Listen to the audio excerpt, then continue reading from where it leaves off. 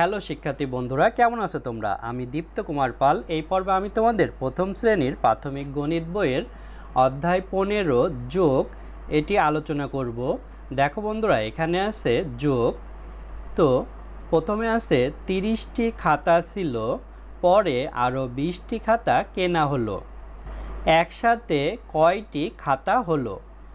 বন্ধুরা দেখো, প্রথমে আমাদের খাতা ছিল 30টি, পরে আমরা আরও 20টি খাতা কিনেছি, তাহলে কিন্তু আমাদের খাতার সংখ্যা বেড়ে গিয়েছে। দেখো এখানে নিচে কিছু খাতার ছবি দেয়া আছে। এই প্রথমে দেখো, এই 20টি এবং 10টি মিলে মোট 30টি খাতা ছিল, পরে আমরা আরও 20টি খাতা কিনেছি। তাহলে এখানে দেখো দশকের ঘর এবং এককের ঘর, অর্থাৎ প্রথমে আমাদের দশকের ঘরে 1 2 3 4 5 6 7 8 9 10টি করে এখানে ব্লক রয়েছে এবং 10 8 10 20 8 10 30টি ব্লক। তারপরে দেখো এখানে পরে আমরা যেহেতু 20টি খাতা কিনেছি, তাই এখানে 10 আর 10 মোট 20টি ব্লক আছে।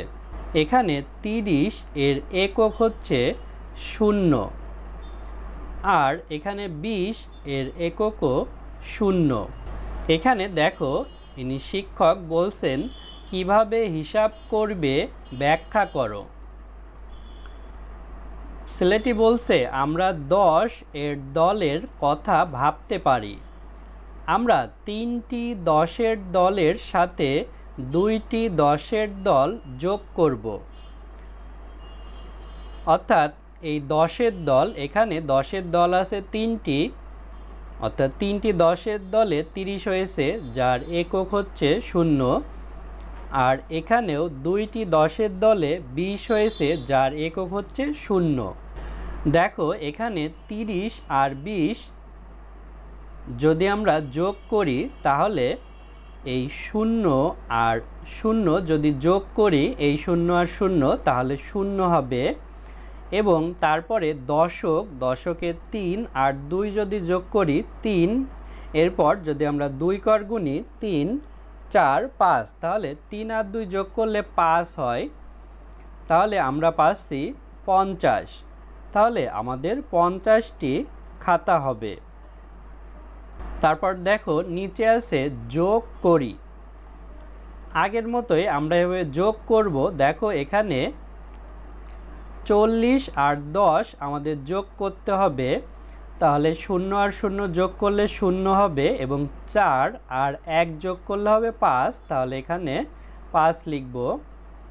তারপরে 10 আর 80 যোগ করব, তাহলে 0 আর 0 যোগ করলে 0 হবে, আর 1 আর 8 যোগ করলে হবে 9, তাহলে 10 আর 80 যোগ করলে 90 হবে। এখানে আমাদের 20 এবং 60 যোগ করতে হবে, 0 আর 0 যোগ করলে 0 হয়, এবং এই 6 আর 2 যোগ করলে হয় হচ্ছে 6 7 8 8 হয়, তাহলে 60 এবং 20 যোগ করলে 80 হবে। এখানে আমরা 30 আর 30 যোগ করব। দেখো 0 আর 0 যোগ করলে 0 হয়, এবং 3 আর 3 যোগ করলে 6 হয়, 3 আর 3 6, তাহলে 30 আর 30 যোগ করলে 60 হবে। তারপরে এখানে 40 আর 50 যোগ করব, 0 আর 0 যোগ করলে 0 হবে। 4 এবং 5 যোগ করব, 4 আর 5 যোগ করলে হয় 9, অর্থাৎ 40 এবং 50 যোগ করলে 90 হবে। তারপরে 60 আর 40 যোগ করব, 0 আর 0 যোগ করলে 0, আর 6 আর 4 যোগ করলে হবে 10, তাহলে 60 আর 40 যোগ করলে হচ্ছে 100। বন্ধুরা দেখো এখানে আছে 41 যোগ 16, কিভাবে হিসাব করি। এখানে দেখো দশকে 41 এর 4, এর কারণে এখানে 4টা 10-এর দল দেয়া আছে, এবং 41-এর 1-এর কারণে এককে 1টি দেয়া আছে। এরপর 16তে প্রথমে 10-এর দল 1টি এবং 6-এর দল 1টি, 6 হচ্ছে একক হবে এবং 10 একটি দশক হবে। এখানে শিক্ষক বলছেন কিভাবে হিসাব করবে ব্যাখ্যা করো। ছেলেটি বলছে একক ও দশক স্থানের অঙ্ক আলাদাভাবে যোগ করতে হবে, অর্থাৎ এই একক স্থানের বলকগুলো আলাদা যোগ করতে হবে এবং দশক স্থানের বলকগুলো আলাদা যোগ করতে হবে। আমাদের প্রথমে এককে ছিল 1 এবং দশকে ছিল 4, তারপরের এককে ছিল 6 এবং দশকে ছিল 1। শিক্ষক বলছেন বাম পাশের মতো স্থানীয় মানের ছক ব্যবহার করে আমরা হিসাব করতে পারি, অর্থাৎ এভাবে 41 এবং 16কে 1-এর নিচে 6 এবং 4-এর নিচে 1 বসিয়ে সামনে যোগ চিহ্ন দিয়ে আমাদের যোগ করতে হবে। প্রথমে আমাদের 1-এর সাথে 6 যোগ করে তার নিচে বসাতে হবে, 6 আর 1 যোগ করলে হয় 7। তারপরে আমাদের দশকের 4 আর 1 যোগ করতে হবে, 4 আর 1 যোগ করলে হয় 5।